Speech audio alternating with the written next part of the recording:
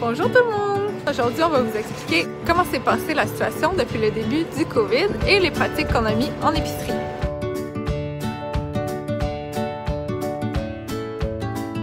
Ça a beaucoup évolué dans le temps. On a eu la chance d'avoir la semaine passée, après 2 mois de pandémie, un document officiel du gouvernement pour l'alimentation des bonnes pratiques. On a collaboré quand même beaucoup avec les autres épiceries zéro déchet, les autres épiceries de voir les bonnes pratiques, tester avec eux. En fait, on y était graduellement. On a commencé par, premièrement, réduire les heures d'ouverture pour s'assurer que nos équipes soient en forme, que si quelqu'un tombe malade, on a encore assez de ressources humaines pour continuer à fonctionner.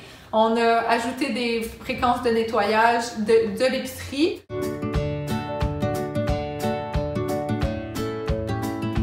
Quelque chose qui a été difficile aussi, c'est qu'il y a beaucoup de manque d'informations, de désinformation dans la population ou même de nouveautés par rapport aux produits à utiliser. Donc, par exemple, quel nettoyant utiliser, comment se laver les mains pour vraiment nettoyer. Nous, on avait l'habitude en épicerie, vu que c'est de l'alimentaire, de se nettoyer les mains de la bonne manière, mais il faut s'assurer que tout le message soit passé. Donc, par exemple, on a un seul produit qui est certifié contre le coronavirus.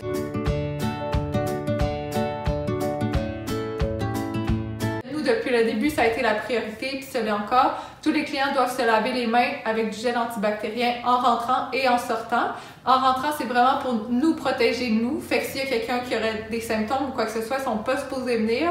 Mais s'il y a quelqu'un qui vient quand même parce qu'il sait pas ou quoi que ce soit, ben il se lave les mains en rentrant. Donc, ce qui touche devrait être correct pour le 20 minutes qu'il passe avec nous.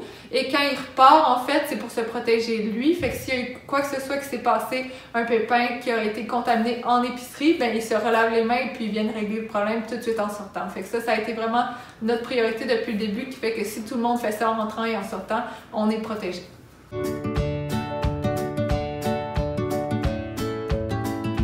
Ça a créé plusieurs situations un peu plus délicates avec le client parce qu'il est quand même insécure au début et tout, il faut beaucoup le rassurer. Si il arrive un malentendu ou un client qui peut être stressé, ben on a dit de ne pas hésiter aux employés de lui proposer de revenir une autre fois puis de quitter les lieux parce que en fait ça peut vite se propager aux autres employés ou aux autres clients. Il faut les répéter. On met les mesures en rentrant dans l'épicerie, on met les mesures dans l'épicerie, on les met sur les réseaux sociaux, dans nos communications externes pour s'assurer le plus possible que les gens le sachent à l'avance, soient préparés quand ils viennent faire leur épicerie, puis que ça soit uniforme pour tout le monde.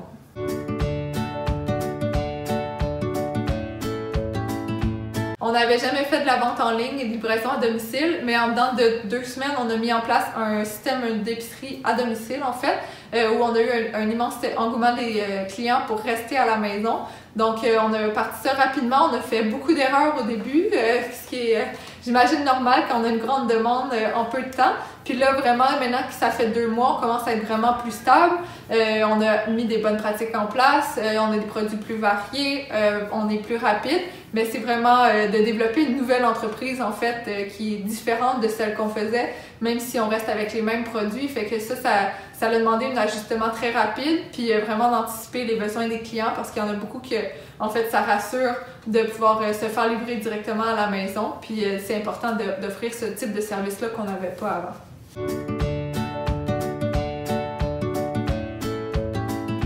Pour nous, depuis le début, en fait, c'est vraiment de vivre ça en équipe.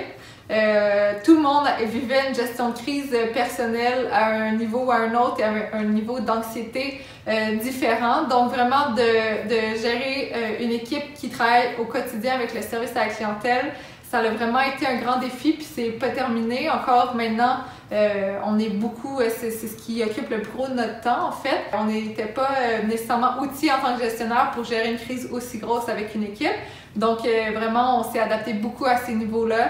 On fait des suivis réguliers, on s'assure que tout fonctionne bien et de protéger nos employés en priorité.